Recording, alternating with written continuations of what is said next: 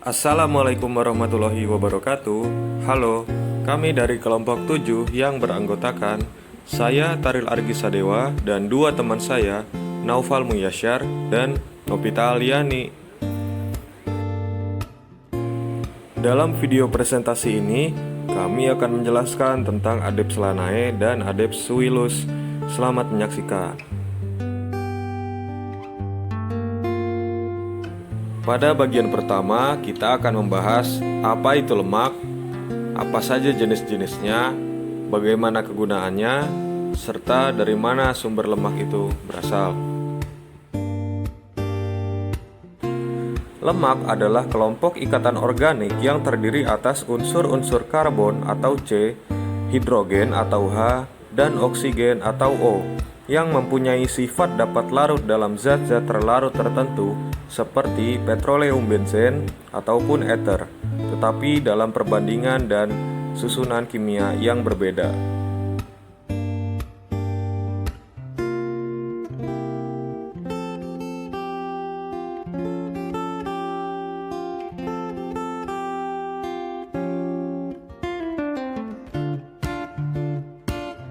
Lemak dalam bahan pangan yang dikonsumsi akan memberikan rasa kenyang, karena lemak akan meninggalkan lambung secara lambat, yaitu sampai 3,5 jam setelah dikonsumsi tergantung dari ukuran dan komposisi pangan. Hal ini akan memperlambat timbulnya rasa lapar.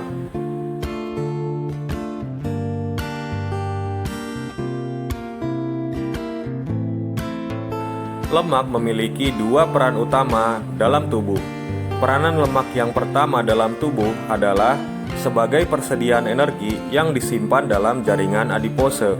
Sejumlah tertentu lemak dalam tubuh, yaitu kira-kira 18% dari berat badan untuk wanita dan 15-18% untuk pria, adalah hal yang normal dan diinginkan.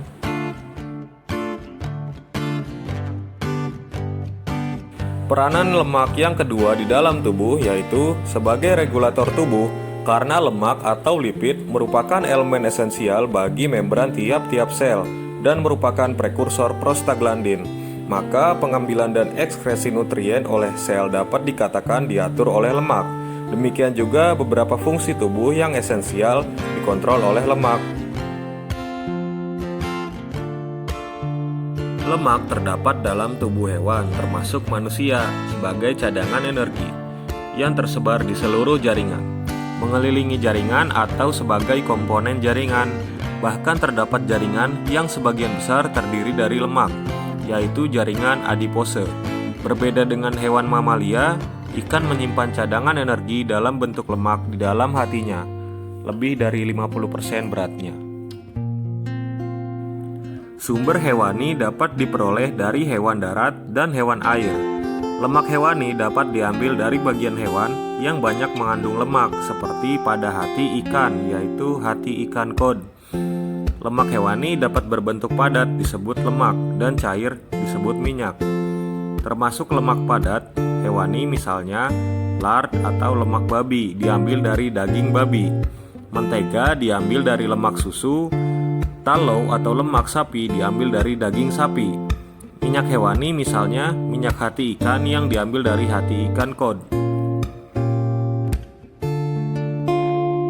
Lemak hewani sebagian besar disusun oleh asam lemak jenuh, terutama yang beratom C tinggi, sehingga terbentuk padat pada suhu kamar. Asam lemak jenuh adalah asam lemak yang tidak mempunyai ikatan rangkap.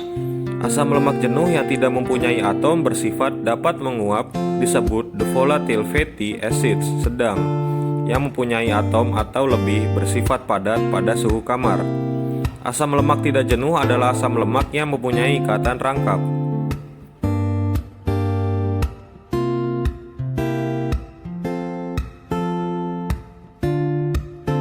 Lemak dan minyak dapat diperoleh dari ekstraksi jaringan hewan dengan 3 cara. Yang pertama adalah rendening. Rendening merupakan suatu cara ekstraksi minyak atau lemak dari hewan dengan teknik pengukusan dan pengepresan. Yang kedua adalah pengepresan. Bahan yang mengandung lemak atau minyak mengalami perlakuan pendahuluan, misalnya dipotong-potong atau dihancurkan. kemudian dipres dengan tekanan tinggi menggunakan tekanan hidrolik atau screw press. Dengan cara ini, minyak tidak dapat seluruhnya diekstraksi. Kadang-kadang bungkil dipres lagi dengan menggunakan filter press. Yang ketiga adalah pelarut. Cara ekstraksi ini dapat dilakukan dengan menggunakan pelarut dan digunakan untuk bahan yang kandungan minyaknya rendah. Lemak dalam bahan dilarutkan dengan pelarut, tetapi cara ini kurang efektif karena pelarut mahal dan lemak yang diperoleh harus dipisahkan dari pelarutnya dengan cara diuapkan. Selain itu, ampasnya harus dipisahkan dari pelarut yang tertahan sebelum digunakan sebagai bahan makanan lemak.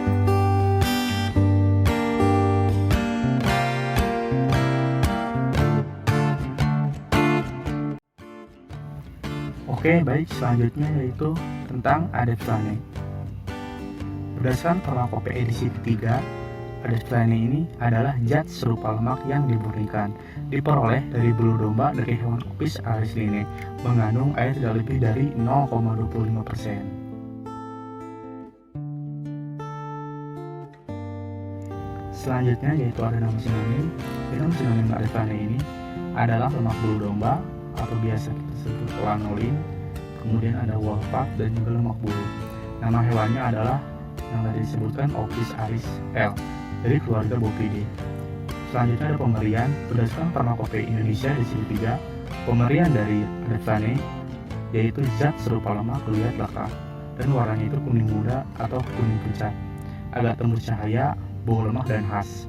Kemudian larutannya itu praktis tidak larut dalam air, agak suka larut dalam etanol 95% dan mudah larut dalam kloroform dan juga di dalam ether. Kemudian ada inkompatibilitas. Lanolin mengandung peroksidan yang berpengaruh terhadap stabilitas beberapa zat aktif dari obat. Kemudian di sini ada kegunaan adaptane ini dalam dunia medis. Jadi kegunaannya itu bisa sebagai agen pengemosi, basi salep, dan dapat digunakan sebagai zat hidrofobik untuk membuat krim dan salep tipe air dalam minyak. Jadi adaptane ini biasa digunakan dalam membuat krim dan salep di tipe air dalam minyak. Selanjutnya yaitu ada kandungan utama dari adaptane. Ada ester-ester lemak dengan kolesterol, oksikolesterol, gamma lanosterol, ada lanosterol, dihidrolanosterol, dan agnosterol. Adapun asam lemaknya adalah asam palmitat, asam miristinat, asam lanopalmitat, asam lanoserat, asam serotat, dan asam karnaubat. Kemudian ada alkohol, setil alkohol, dan karnaubi alkohol. Jadi ini adalah kandungan-kandungan yang ada di adaptane.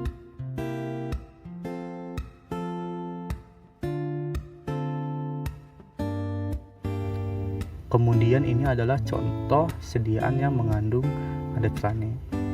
Di sini ada dua produk, ada Palenox dan Heparin. Sediaan produk ini adalah sediaan gel dari adaptane.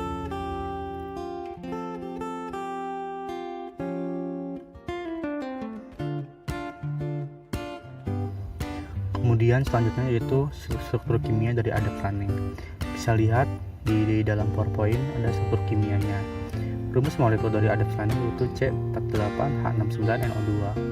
Kemudian berat molekulnya yaitu 756,0646. Nah, ini adalah cara mendapatkannya.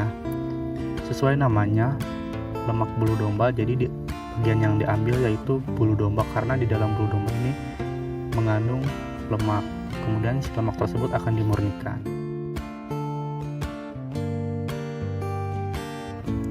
Nah, ini ada pembuatannya. Jadi, pada bulu domba terdapat 10-50% lemak yang merupakan selaput luar bulu tersebut. Kemudian air sabun bekas pencuci bulu mengandung lemak tersebut. Jadi, si bulu domba dicuci, kemudian si air sabun bekas pencuci tersebut mengandung lemak. Pada air cucian ditambah asam sulfat dan magma berlemak yang terpisah diambil. Magma tersebut kemudian diperas panas-panas untuk memisahkan kotoran-kotorannya. Kemudian lemak yang diperoleh dimurnikan lagi jika masih berisi asam lemak bebas. Lemak bulu domba juga dapat diperoleh langsung, yaitu secara Kemudian ini adalah indikasi. Jadi adaptasi ini seperti telah saya sebutkan tadi, berfungsi meningkatkan sifat serap air. Sehingga jika adaptasi ini digunakan dengan asam salisilat, maka diperkirakan akan mempengaruhi pelepasan asam salisilat yang bersifat sukar larut dalam air. Adapsuilus lard atau minyak babi adalah minyak yang dipisahkan dari jaringan berlemak pada daging babi. Lard atau minyak babi adalah minyak yang dipisahkan dari jaringan berlemak pada daging babi. Nama sinonim lemak babi, lard. Nama hewan asal, Suscrova L. Penggunaan bahan salap, emplastrum. Pemerian, lemak lunak, likat, warna putih bau leak, tapi tidak tengik. Jika dileburkan menjadi cairan jernih dan kemudian dibiarkan, tidak terpisah air. Bagian yang digunakan antara lain lemak dan rongga perut. Berikut penjelasan cara pembuatannya. Yang pertama, merebuskan daging babi ke dalam wadah berisi air dengan suhu tertentu. Dipanaskan beberapa menit, kemudian akan menghasilkan minyak dari daging babi tersebut. Leaf lard merupakan jenis lard terbaik, dibuat dari lemak levat yang diambil dari bagian abdomen atau rongga kulit babi. Lard dibandingkan dengan lemak lain, diseragamannya kurang. Demikian pula sifat fisis yang lain, misalnya flavor, kodor, tekstur, sehingga tidak cocok untuk baking seperti pembuatan cake.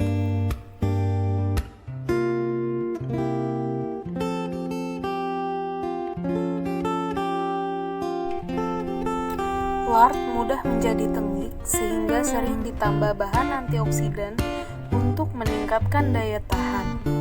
Lard mempunyai titik asap sangat rendah, sehingga tidak cocok untuk digunakan sebagai bahan penggoreng.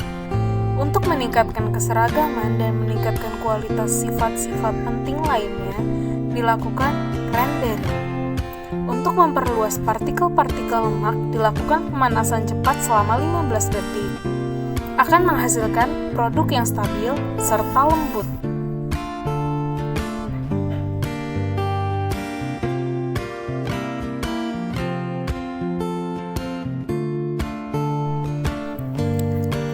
Sediaan lemak babi biasanya berupa emplastrum plumi oksidi.